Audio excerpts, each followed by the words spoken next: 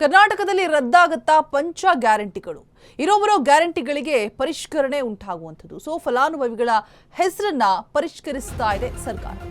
ಗೃಹಲಕ್ಷ್ಮಿ ಯೋಜನೆಗೆ ದೊಡ್ಡ ಮಟ್ಟದಲ್ಲಿ ಪರಿಷ್ಕರಣೆ. 4 ಲಕ್ಷಕ್ಕೂ ಹೆಚ್ಚು ಫಲಾನುಭವಿಗಳ ಹೆಸರಿಗೆ ಕತರಿ ಭಾಗ್ಯ. ರದ್ದಾಗುತ್ತಾ ಪಂಚ ಗ್ಯಾರಂಟಿ, ಫಲಾನುಭವಿಗಳ ಹೆಸರನ್ನ ಪರಿಷ್ಕರಿಸ್ತಾ ಇದೆ ಸರ್ಕಾರ. ಗೃಹಲಕ್ಷ್ಮಿ ಯೋಜನೆಗೆ ದೊಡ್ಡ ಮಟ್ಟದಲ್ಲಿ ಪರಿಷ್ಕರಣೆ ನಡೀತಾ ಇದೆ. 4 ಲಕ್ಷಕ್ಕೂ ಹೆಚ್ಚು ಫಲಾನುಭವಿಗಳ ಹೆಸರಿಗೆ ಕತರಿ ಭಾಗ್ಯ. ಎಲ್ಲ ಫಿಲ್ಟರ್ ಮಾಡ್ತಾ ಇದ್ದಾರೆ. ಶೀಘ್ರವೇ ಇನ್ನಷ್ಟು ಹೆಸರುಗಳಿಗೆ ಕತ್ತರಿ ಬೀಳೋದು ಪಕ್ಕ ಅಂತ ಕೂಡ ಹೇಳಲಾಗ್ತಾ ಇದೆ. ಮೃತರು ಜಿಎಸ್ಟಿ ಪಾವತಿ ಮಾಡುವವರ ಹೆಸರಿಗೆ ಕತರಿ.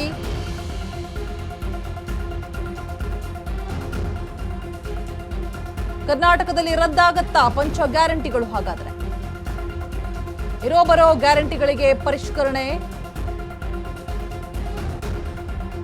4 ಲಕ್ಷಕ್ಕೂ ಹೆಚ್ಚು ಫಲಾನುಭವಿಗಳ ಹೆಸರಿಗೆ ಕತರಿ ಭಾಗ್ಯ. ಈಗ ಶೀಘ್ರವೇ ಇನ್ನಷ್ಟು ಹೆಸರುಗಳಿಗೆ ಕತ್ತರಿ ಬೀಳೋದು ಪಕ್ಕ ಅಂತ ಕೂಡ ಹೇಳಲಾಗ್ತಾ ಇದೆ. ಮೃತರು ಜಿಎಸ್ಟಿ ಪಾವತಿ ಮಾಡುವವರ ಹೆಸರಿಗೆ ಕತರಿ.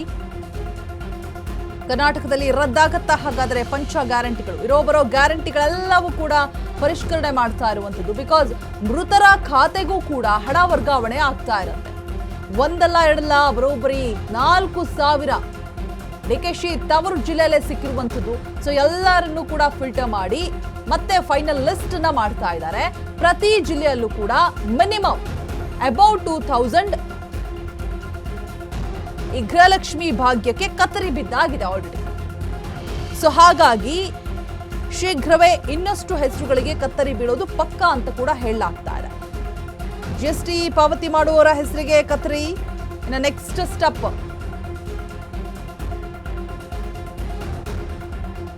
ಪಂಚ ಗ್ಯಾರಂಟಿಗಳು ರದ್ದಾಗತ್ತಾ ಹಾಗಾದ್ರೆ.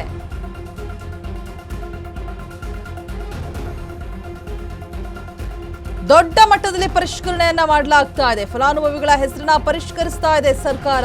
ಇರೋಬರೋ ಗ್ಯಾರಂಟಿಗಳಿಗೆ ಪರಿಷ್ಕರಣೆಯನ್ನ ಮಾಡ್ತಾ ಇರುವಂತದ್ದು. ಈಗ ದುಡ್ಡನ್ನ ಉಳಿಸ್ಕೊಳ್ಳೋಕೆ ದೊಡ್ಡ ಮಟ್ಟದಲ್ಲಿ ಪರಿಷ್ಕರಣೆಯ ನಂತರ 4 ಲಕ್ಷ ಗೃಹಲಕ್ಷ್ಮಿಯ ಎಲ್ಲರೂ ಕೂಡ ಡಿಲೈಟ್. ಸೊ ಕಡಿತದಿಂದ ಬೊಕ್ಕಸಕ್ಕೆ ತಿಂಗಳಿಗೆ 80 ಕೋಟಿ ಉಳಿತಾಯ ಆಗುವಂತಹ ಅಂದಾಜನ್ನ ಮಾಡಲಾಗಿದೆ. 1,31,00,000 ಗೃಹಲಕ್ಷ್ಮಿ ಫಲಾನುಭವಿಗಳ ನೋಂದಣಿ ಇರುವಂತದ್ದು. ಸೊ ಈಗ ದುಡ್ಡು ಉಳಿಸೋದಕ್ಕೆ ದೊಡ್ಡ ಮಟ್ಟದಲ್ಲಿ ಪರಿಷ್ಕರಣೆಯನ್ನ ಮಾಡಲಾಗ್ತಾ ಇರುವಂತದ್ದು. ನಿಜ ಮೃತರ ಖಾತೆಗೆ ಹೋಗುವಂಥದ್ದು ಹಣ, ಆಮೇಲೆ ಯಾರ್ದೋ ನಂಬರನ್ನ ಕೊಟ್ಟಿರ್ತಾರೆ, ಇನ್ಯಾರ್ದೋ ಹೆಸರಿರುತ್ತೆ, ಬೇರೆಯವರ ಹೆಸರಿಗೆ ಹೋಗ್ತಾ ಇರುತ್ತೆ, ಕೊಟ್ಟಿರುವಂತಹ ಹೆಸರು ಬೇರೆ ಇರುತ್ತೆ. ಇದನ್ನೆಲ್ಲವನ್ನು ಕೂಡ ಫಿಲ್ಟರ್ ಮಾಡಿದಂತಹ ಸಂದರ್ಭದಲ್ಲಿ, ಪರಿಷ್ಕರಣೆ ನಡೆಸಿದಂತಹ ಸಂದರ್ಭದಲ್ಲಿ ಸಾಕಷ್ಟು ಹೆಸರುಗಳು ಲಿಸ್ಟ್ ಇಂದ ಹೊರ ಹೋಗಿದೆ. ಸೊ ಅದೆಲ್ಲವನ್ನು ಕೂಡ ಅಂದಾಜಿಸಿ ನೋಡಿದಂತಹ ಸಂದರ್ಭದಲ್ಲಿ ದಾಖಲಾಗಿರುವಂತಹ, ನೋಂದಣಿಯಾಗಿರುವಂತಹ 1,31,00,000 ಗೃಹಲಕ್ಷ್ಮಿ ಫಲಾನುಭವಿಗಳು ಈಗ ದುಡ್ಡನ್ನ ಉಳಿಸಿಕೊಳ್ಳೋದಕ್ಕೆ ಮಾಡಿರುವಂತಹ ದೊಡ್ಡ ಪರಿಷ್ಕರಣೆ, ದೊಡ್ಡ ಮಟ್ಟದಲ್ಲಿ ಮಾಡಿರುವಂತಹ ಪರಿಷ್ಕರಣೆ. ಸೊ ಪರಿಷ್ಕರಣೆಯ ನಂತರ 4 ಲಕ್ಷ ಗೃಹಲಕ್ಷ್ಮಿಯರು ಡಿಲೀಟ್ ಆಗೋಗಿದ್ದಾರೆ.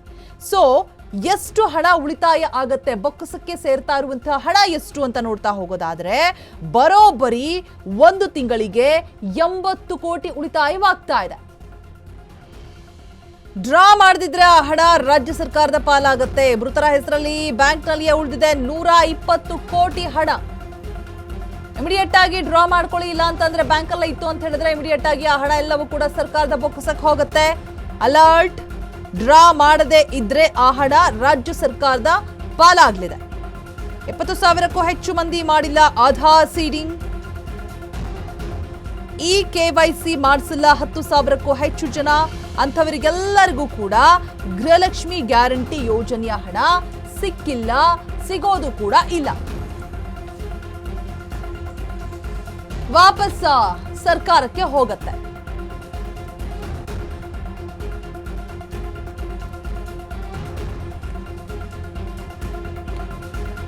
ಸೊ ಹಣವನ್ನ ಉಳಿತಾಯ ಮಾಡುವಂತಹ ಒಂದು ನಿಟ್ಟಿನಲ್ಲಿ ಮಾಡ್ತಾ ಇರುವಂತಹ ಪರಿಷ್ಕರಣೆ ಅಂತ ಹೇಳಿದ್ರೆ ತಪ್ಪಾಗ್ಲಿಕ್ಕಿಲ್ಲ ಮೇ ಬಿ.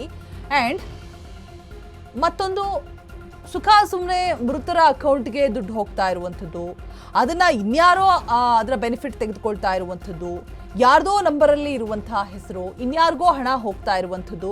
ಸೊ ಇದೆಲ್ಲವನ್ನು ಕೂಡ ಪರಿಷ್ಕರಿಸಿ ಫೈನಲ್ ಲಿಸ್ಟ್ ಅನ್ನ ರೆಡಿ ಮಾಡ್ತಾ ಇದ್ದಾರೆ. Already ready ಮಾಡಾಗಿದೆ. ಸೊ ಎಲ್ಲೆಲ್ಲಿ ಎಷ್ಟೆಷ್ಟು ಅನ್ನುವಂಥದ್ದನ್ನು ಕೂಡ ಲಿಸ್ಟ್ ಔಟ್ ಮಾಡಲಾಗಿದೆ.